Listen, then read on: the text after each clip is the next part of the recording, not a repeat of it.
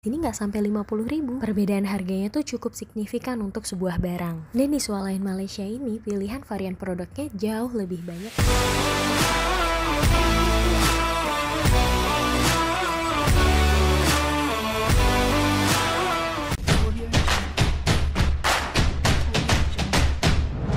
Halo pemirsa, bertemu lagi bersama saya Boro Naga. Apa kabarnya semua pemirsa pada hari ini? Semoga semua pemirsa dalam keadaan baik-baik saja ya pemirsa. Baiklah, di video hari ini saya akan ajak pemirsa untuk mengetahui apa agaknya penilaian ya orang Indonesia yang melancong ke Malaysia mengenai biaya hidup ataupun harga barang di Malaysia ini agaknya lebih murah di Indonesia ataupun di Malaysia. So, ada seorang konten kreator ya, tiktokers lah macam tuh, membuat perbezaan mengenai belanja di Malaysia dan juga di Indonesia ya, tepatnya di supermarket. Jadi kita akan dengarkan mana lebih murah nih ya, belanja di supermarket Indonesia atau di Malaysia. Penasaran? Jom kita nonton videonya bersama-sama. Ternyata ini bedanya belanja di supermarket Indonesia sama di Malaysia. Boleh kali ya bikin culture shock Indo-Malay. Jadi ternyata di swalayan Malaysia ini jauh lebih murah harganya. Contohnya nih, selai yang biasanya kita beli di swalayan Pekanbaru tuh harganya sekitar 60-70 ribu, di sini nggak sampai 50 ribu. Perbedaan harganya tuh cukup signifikan untuk sebuah barang. Dan di swalayan Malaysia ini pilihan varian produknya jauh lebih banyak dan beragam. Oh iya, karena kita bakal tinggal di Malaysia cukup lama, jadi kita juga beli beras. Nah, kira-kira ada yang tahu nggak harga berasnya berapaan? Selain itu, produk-produk di Malaysia ini juga banyak banget produk impor yang halal. Terus frozen foodnya itu banyak banget pilihannya, mulai dari sosis-sosisnya, nuggetnya, bahkan ada nugget sapi. Dan di sini juga banyak SPG-nya itu yang udah berusia, bener-bener yang anti-anti gitu. Sedangkan kalau di Indonesia biasanya SPG itu didominasi sama yang masih muda dan menarik. Jadi sebenarnya kalau misalnya tinggal lama di Malaysia untuk keperluan tertentu tuh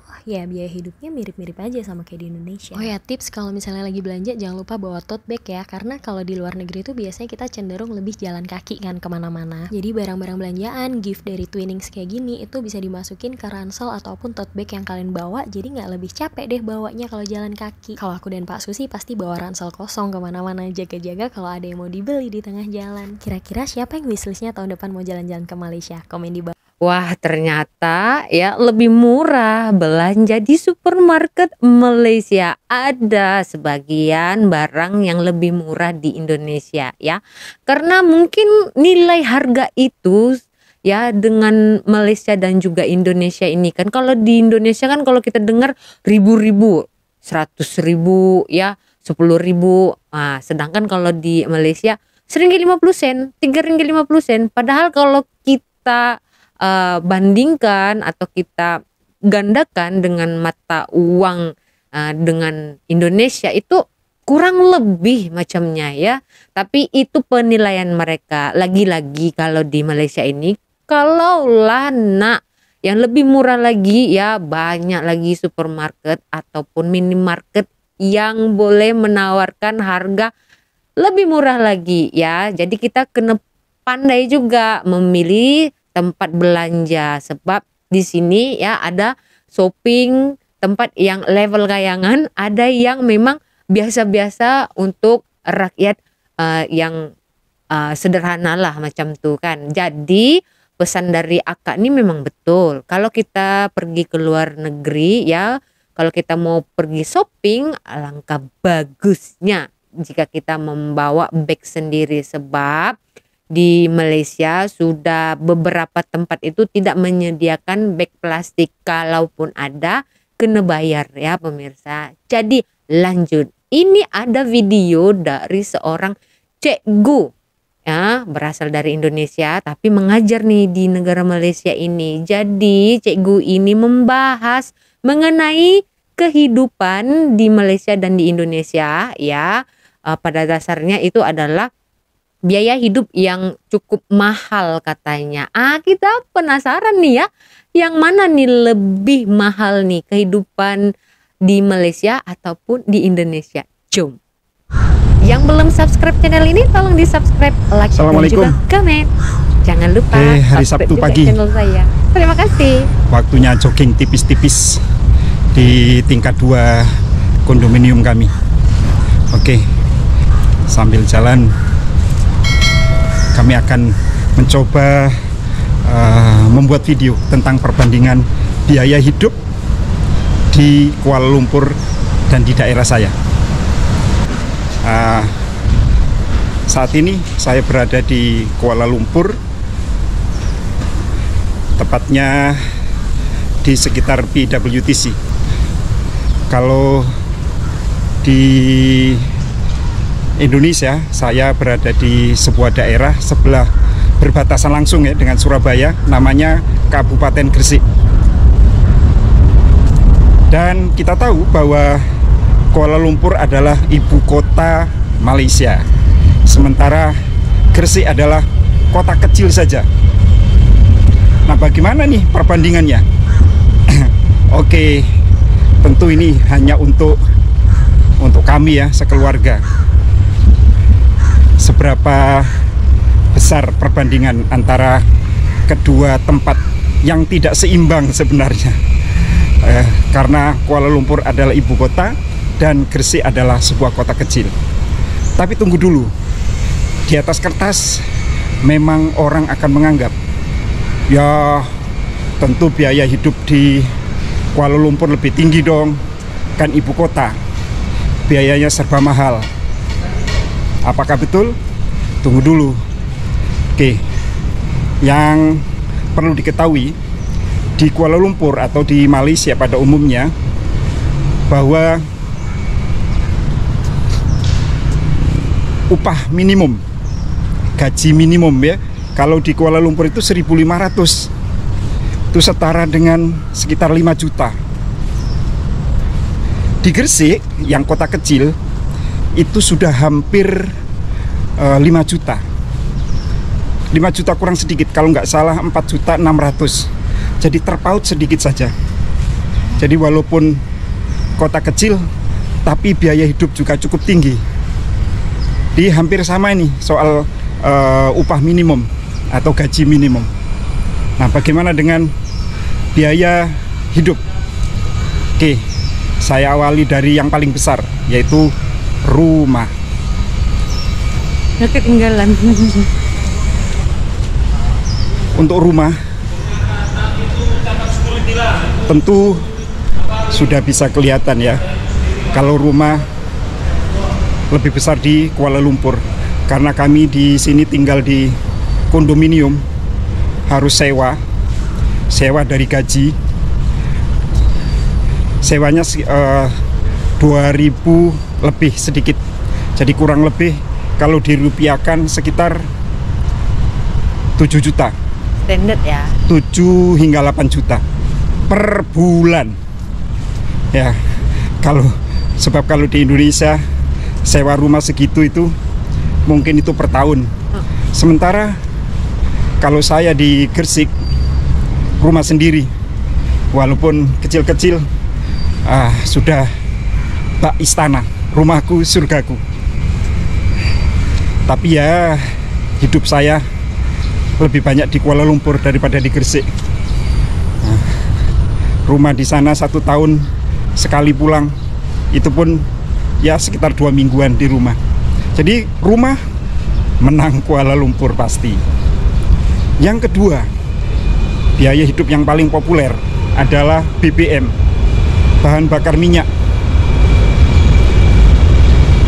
Kalau di Indonesia, saya menggunakan kendaraan selalu pakai BBM Petralite.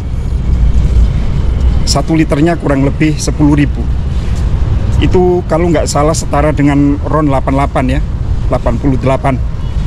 Nah, kalau di Malaysia, pada umumnya orang kalau kendaraannya biasa-biasa saja akan menggunakan RON 95. Harganya Rp2.05, ya kurang lebih 7.000. Nah, kalau yang ini jelas lebih mahal di Gresik, Indonesia. Oke, kita lanjutkan ke yang lain. Isi rumah. Misalnya beras, ikan, ya keperluan hidup sehari-hari di dapur. Kita awali dari beras ya. Kalau beras sebenarnya seimbang. Di Indonesia sekarang beras juga cukup mahal. 5 kilo setidaknya bisa 60 sampai 70 ribu. Nah, kalau di sini ya seimbang segitulah. Kalau saya memakai sekilo yang 23-25 ringgit. 5 kilo kali 5 ya masih mahalan sini sedikit. Kadang juga pakai beras ya, beras wangi istilahnya kalau di sini ya. Kalau di Indonesia beras punel itu harganya 30 ringgit. Terakhir saya beli 32 ringgit untuk 5 kilo. Ya, menang Malaysia sedikit soal beras. Lalu soal seperti buah-buahan. Beberapa kali saya membeli buah dan saya tanyakan ke teman-teman ketika saya foto dan langsung saya berikan fotonya kepada mereka. Ternyata sama harganya. Saya berpikir karena di sana itu di kampung ya. Saya tanya teman-teman saya yang di kampung, di pasar tradisional, ternyata harga buah juga sudah mulai mahal. Bahkan buah-buah tertentu, buah asli Indonesia, buah tropis, malah lebih mahal di sana. Saya pun heran. Kalau di sini lebih murah dan terjangkau. Kalau ikan ini sama ya, standar antara sana dan sini. Saya beberapa kali memposting lalu dikomentari oleh teman-teman yang ada di sana, memang harganya sama. Lalu kebutuhan traveling ya. Kalau traveling saya merasa kalau traveling itu lebih murah di Malaysia. Di Malaysia itu jarang sekali ada membayar, kecuali tempat-tempat tertentu. Kalau sekedar pantai saja, pantai atau ke gunung atau kemah gitu ya, hampir semuanya tidak membayar. Bahkan parkirnya saja tidak membayar. Kalau di Indonesia, nah biaya hidup seperti ini walaupun kecil-kecil itu banyak. Tempat wisata yang kecil saja untuk masuk bayar parkir, bayar per orang ya. Pernah saya ada pengalaman ke daerah Malang, ke pantai lebih selatan lagi, saya lupa nama pantainya juga, kurang lebih 4 tahun yang lalu. Masuk mobil bayar, tiap orang yang ada di mobil bayar juga. Sampai di tempat lokasi masih bayar lagi, katanya bayar pengaturan parkir. Padahal parkirnya nggak diatur sama sekali, kita pun nyari sendiri. Jadi biaya-biaya kecil seperti ini di Indonesia mahal. Lalu kemudian seperti apa ya? Oke, kita lanjutkan biaya rumah sakit atau sakit lah ya, karena tidak mesti ke rumah sakit. Kalau biaya rumah sakit atau orang sakit, obat-obatannya kita awali dari obat-obatan. Saya merasa jauh lebih murah di sini. Obat-obatan, kebetulan saya dulu rutin mengkonsumsi obat darah tinggi. Obat darah tinggi di sini yang saya beli itu untuk 1 bulan harganya 17 ringgit 90 sen atau 18 ringgit, kurang lebih 50 ringgit lah, atau 60 ringgit nggak sampai. Ketika saya kehabisan waktu pulang ke Indonesia, obat yang jenisnya sama, saya tanyakan di 2 farmasi. Kalau di Indonesia namanya apotek. Berapa harganya? 250.000 guys. Aduh, mahalnya. Saya cari alternatif lain nggak ada, jadi terpaksa harus membeli dengan harga semahal itu. 3 kali lipat Dan ya. obat-obat yang lain. Hampir Ya. beda harganya ya. Nah, kalau ke rumah sakit beda. Kalau ke rumah sakit memang saya dan keluarga adalah warga negara asing. Jadi tentu harganya berbeda jauh dengan warga negara Malaysia. Di video yang lalu saya pernah cerita bahwa kalau warga negara Malaysia ke rumah sakit untuk mendaftar hanya bayar RM2. Sementara waktu itu saya ngantar istri saya ke rumah sakit, mendaftarnya saja RM100, guys. 300.000 lebih ya, belum lagi bayar dokter, aduh, bayar terapi. Tapi mudah-mudahan tidak sakit lagi lah.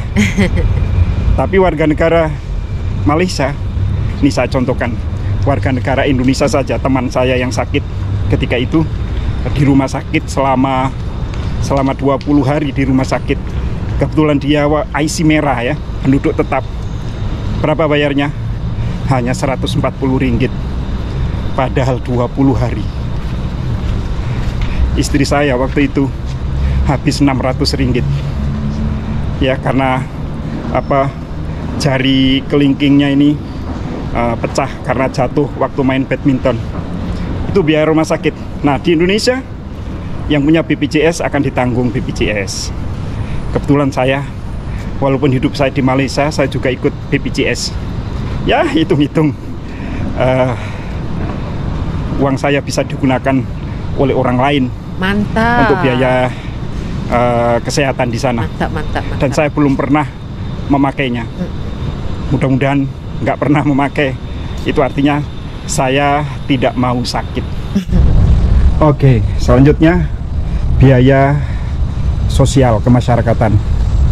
Kalau di sini guys, nggak ada biaya-biaya tambahan untuk di perumahan. Karena sudah sewa, ditanggung oleh yang punya rumah. Semuanya maintenance, kecuali air, listrik, betul. Ya, dan lain-lain. Ya, betul. Kalau di Indonesia, kalau di kampung ada biaya kampung ya, seperti sampah, iuran kampung untuk 17-an, ditambah lagi untuk biaya organisasi seperti yasinan, bacaan berjanji, tahlilan tiap malam Jumat, dan macam-macam, banyak.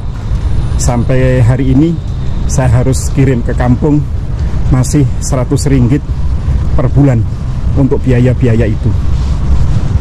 Sementara di sini tidak ada. Nah, itu tambahan. Oke, yang lain, yang kecil-kecil seperti listrik, gas, dan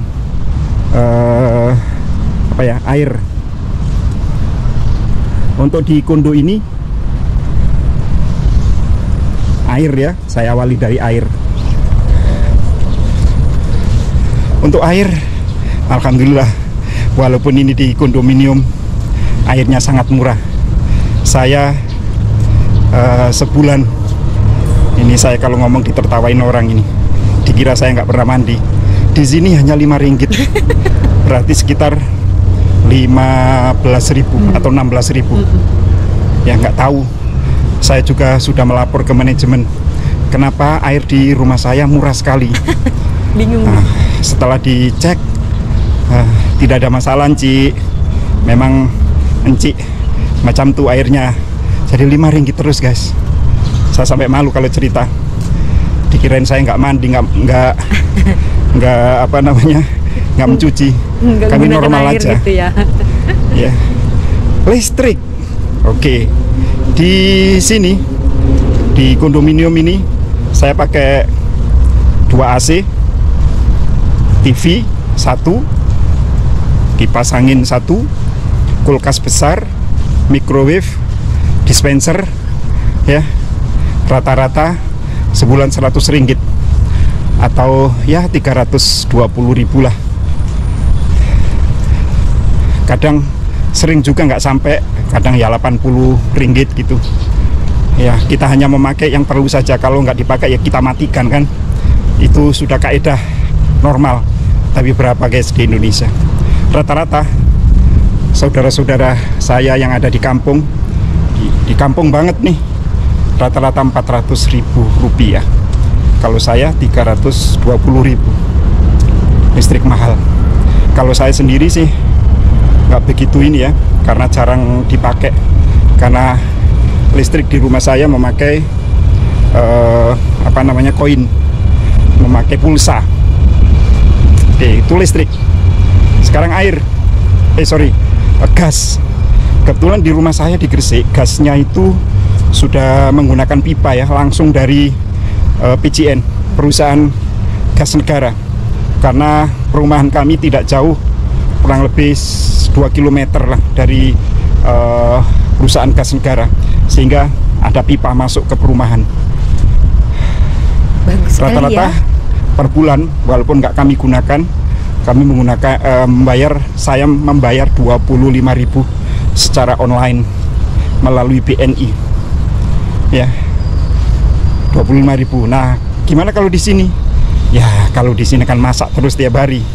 Saya tuh hampir tiap hari membawa bekal, bukan hampir, 99% masak, karena saya harus membawa bekal kalau pergi kerja.